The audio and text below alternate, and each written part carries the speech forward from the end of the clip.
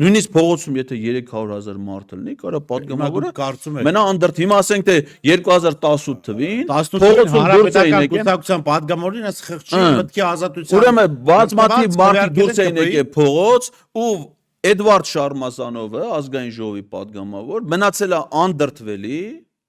Եվ ինքը չի քվեարկել Նիկոլ Փաշինյանի տեխնոլոգիան օգտին։ Հիմա Ֆելիքս Սոլակյանը Շարմազանովը նաև ասուլիստ է տվել, ասել է Ֆելիքս Սոլակյանը, որ քվեարկում է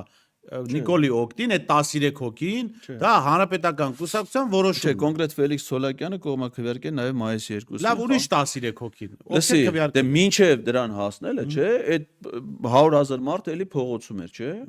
Հիմա եղել են падգամավորներ, որոնք որ ժողովրդի հետ կարծիքը լսելով, չգիտեմ, իրանց կուսակցության որոշումը լսելով, քվեարկություն են արել, եղել են մարդիկ,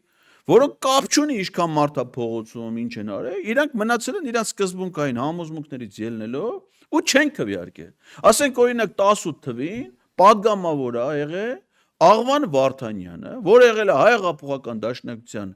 անդամ, խմբակցության անդամ, խմբակցությունը որոշում է կայացրել, որ իրանք պիտի կողմ քվեարկեն Նիկոլ Փաշինյանի տեխնոլոգիությանը, մարդ եղել է ամբյոնից, ասել է, որ ես այդ որոշումը չեմ կատարելու, ես դեմ եմ քվեարկելու։ Ու դա նորմալ է, այսինքն ինքը առաջնորդվել է իր սեփ, չնայած ինքը կուսակցության անդամ է, դաշնակցության պես կուսակցություն, որ ասենք կուսակցական դիսցիպլինան ավանդական դրվածք ունի։ Այսինքն ինքը այդ ֆրակցիայի անդամ է, ֆրակցիան որոշում է կայացրել։ Ուզում եք ասեք ժողովրդի ճնշումը կապ չունի։ Պատգամավորի վրա չունի։ Պատգամավորը ԿՊՀ-ականին ինչով եք ճնշելու։ Մենք ԿՊՀ-ականներին ոչ թե մտադիր ենք ճնշելու, մենք այո, այդ ձեր ասածը ես որպես process-ի արդյունավետության իմաստ տեսնում եմ, որ պետքա այդ գործընթացը ունենա հանրային փողոցով աջակցություն։ Ինչի՞ է պետք հանրային աջակցություն։ Որպեսզի դա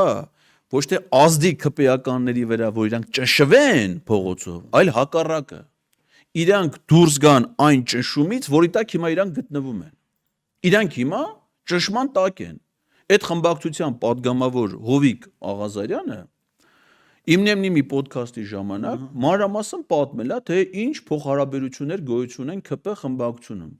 Այդ որ այնտեղ WhatsApp-ի խումբ գոյություն ունի, որ այդ WhatsApp խումբը կառավարությունից, ասենք, հանձնարարություններ է ստանում, հետո խմբակցության ղեկավարը գրում է падգամավորներին։ Նույնիսկ ասենք կարող է падգամավորին ասեն, քեզ թույլ չենք տալ, այս ինչ տեղը գնաս, այս ինչ հարցում պետք է կողմ քվեարկեք, այս ինչ տեղը պետք է քվեարկության չմասնակցեք։ Այսինքն ճնշում են գործադրում падգամավորի կամքի վրա։